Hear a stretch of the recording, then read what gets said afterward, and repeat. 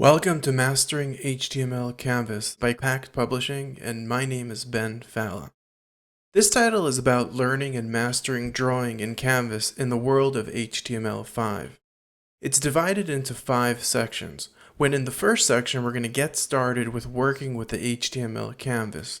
Through it, we'll learn how to create really basic shapes and how to draw out even a circle, a rectangle, how to fill out content. In the second section, we're going to go ahead and create more complicated things by creating shapes and paths, which basically will be leaning very heavily on drawing flags, and we're going to create a few different flags that will incorporate the creation and process of creating shapes. Our third section will be focused on working with angles. And in this section, we're going to learn how to work not only with circles, with different shapes that have roundness within them. We'll create even an analog clock that's going to be ticking away. We'll create really complicated shapes using angles.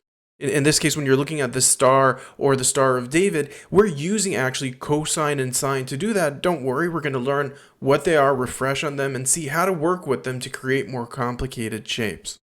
In our fourth chapter, we're going to go ahead and we're going to start working with actual curves and gradients.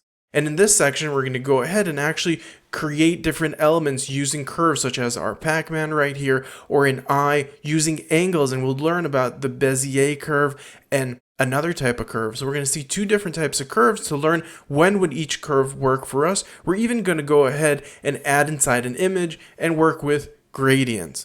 Last but not least, in our last section of this title, we're going to learn how to manipulate the canvas itself.